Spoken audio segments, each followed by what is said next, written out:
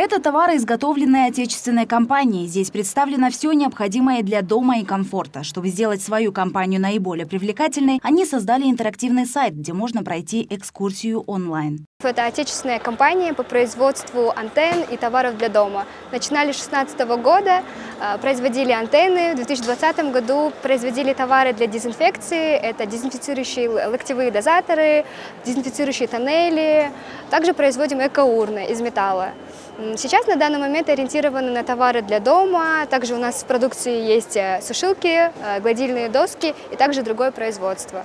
Фестиваль креативных индустрий мы решили принять участие, потому что мы хотим, чтобы больше людей знали про нашу компанию и пользовались именно отечественными продуктами. Фестиваль креативных индустрий состоялся в минувшую субботу. Десятки творческих коллективов демонстрировали свои проекты. Они разработаны с применением передовых технологий и основаны на креативных идеях. Ну и как же в таком фестивале без IT-компаний? В стране уже немало организаций, которые обучают информационным технологиям. И вот одна из них.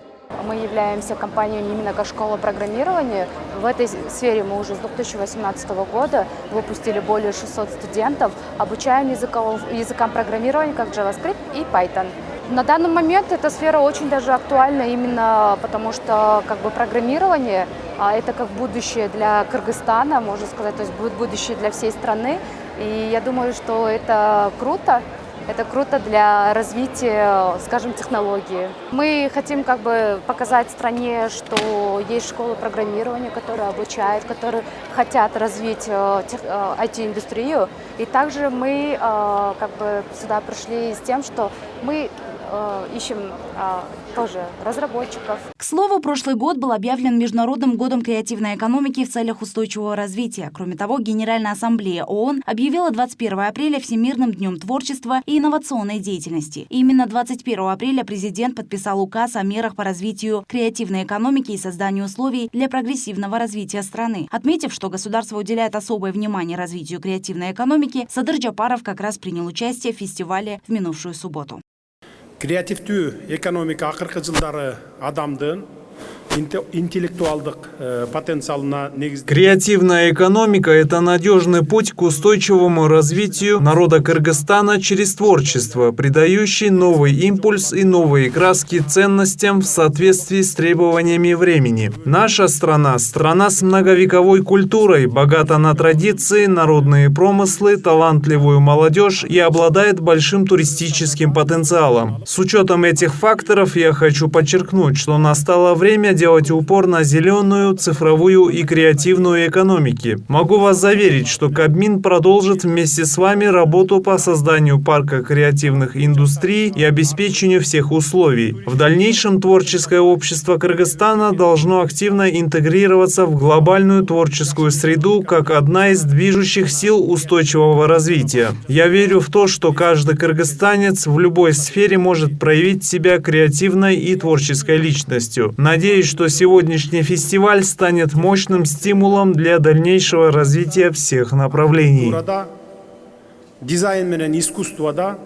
Далее глава государства посетил креативную ярмарку и аллею художников, где ознакомился с продукцией креативных индустрий.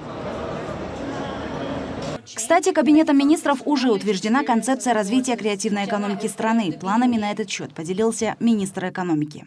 Мы понимаем, что креативному сектору тоже нужен свой ПВТ. И мы, не покладая рук, работаем сейчас над разработкой мер по развитию креативной экономики.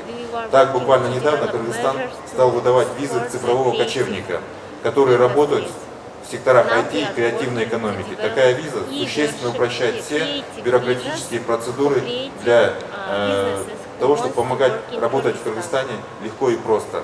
Кстати, сам фестиваль креативных индустрий организовали Ассоциация креативных индустрий и Программа развития ООН. Ну а посольство Великобритании в Кыргызстане дало свою оценку шагам страны для развития данного сектора. Отрадно, что правительство Кыргызстана сделало первый серьезный шаг в этом направлении, подготовив концепцию и подписав указ. Мы гордимся, что посольство и МИД Великобритании стояли у истоков этой грандиозной работы. Наше посольство, не задумываясь, поддержало инициативы Министерства экономики и коммерции Кыргызской Республики по разработке концепции проекта закона о парке креативных индустрий. И мы не собираемся останавливаться на достигнутом. Этот фестиваль – первая подобная масштабная площадка в Кыргызстане, где приняли участие порядка 1000 участников разного возраста, заинтересованные в профессиях креативных индустрий. Своим опытом поделились успешные представители из сферы IT, цифровых профессий, искусства и других креативных отраслей из Кыргызстана, США, России и Казахстана. Айзада Урумбаева, Нурдан Сергеев, «Пирамида».